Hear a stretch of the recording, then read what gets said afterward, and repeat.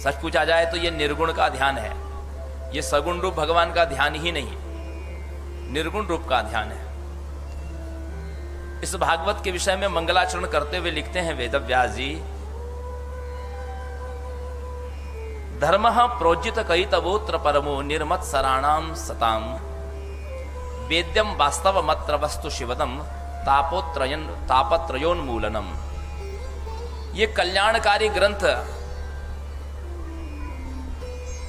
शिवदम, कल्याण करने वाली इस ग्रंथ की रचना वेदव्यास जी ने की। बोले इसमें क्या है? बोले धर्म अर्थ काम मोक्ष इन चारों से रहित। क्योंकि जितने भी ग्रंथ हैं सज्जनों माताओं, जितने भी ग्रंथ हैं उन समस्त ग्रंथों से आप धर्म या मुक्ति के लिए या अर्थ या काम के लिए आप उसका आश्रय लेते हैं। जितने भी यज्ञ कर्मकांड आप जितने भी करते हैं, या कोई भी पुराण या कोई भी साहित्य पढ़ रहे हैं, वांग्मय पढ़ रहे हैं, उनका आधार आपका एक ही है, उसके पीछे आपका आशय एक ही है कि हमको या तो धर्म की प्राप्ति हो, अर्थ काम की प्राप्ति हो और अंततः मोक्ष की प्राप्ति हो।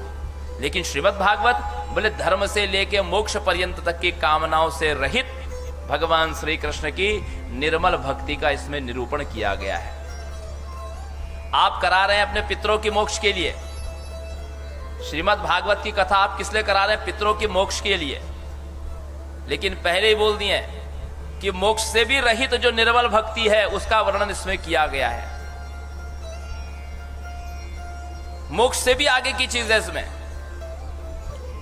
मोक्ष से आगे क्या चीज है? भरत जी जब भगवान राम जी के पीछे गए चित्रकूट की ओर उनको वापस लेने के लिए, तो प्रेमा भक्ति में से डूब रहे थे कि भरत जी क्षत्रिय हैं, वो कभी किसी से मांगते नहीं, कभी किसी से उन्होंने कुछ मांगा नहीं। जिस अयोध्या के सिंहासन को भी ठोकर मार के ठुकरा दिया, जिन्होंने कभी किसी से याचना नहीं की, ऐसे भरत जी जो हैं वो प्रयाग में जाकर के मांगते हैं। प्रयाग में क्यों मांगा उन्होंने और क्या मांगा? प्रयाग में इसलिए उन्होंने मांगा कि शिव महापुराण में आता है कि प्रयाग में जाकर के व्यक्ति को सकाम उपासना करनी, सकाम प्रार्थना करनी चाहिए, तब प्रयाग में गति होती है। ऐसा नहीं जैसे राजा के दरबार में कोई जाकर के बोले, राजा के दरबार में कोई जाकर के बोले नहीं महाराज हमको कुछ नहीं चाहिए आपसे, तो इससे राजा निराश हो जाता है, राजा रुष्ट हो जाता है। और राजा ने यदि कोई आपको इनाम राशि दी तो राजा को अपने आप पर गर्व होता है। ठीक उसी प्रकार प्रयाग तीर्थों के राजा है, जब वो कुछ किसी को देते हैं तभी उनको संतोष होता है। इसलिए प्रयाग में जाने के बाद कुछ न कुछ एक वर मांगना चाहिए प्रयागराज से। लेकिन भरत जी तो निष्काम है, तो भरत जी ने क्या मांगा? भरत जी मांगते हैं कि अर्थनद मागहु भीख त्यागे निज धर्मो आरत काहन करही कुकर्मो।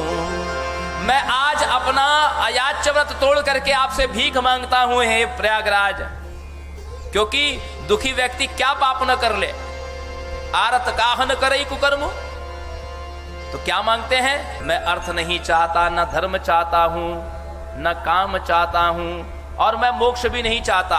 क्या चाहता हूं? जन्म जन्म रति राम पद यह वरदान न आन। मैं दूसरा और कोई वरदान नहीं, केवल हर जन्म में भगवान के चरणों की भक्ति चाहता हूं, भगवान के चरणों की भक्ति चाहता हूं।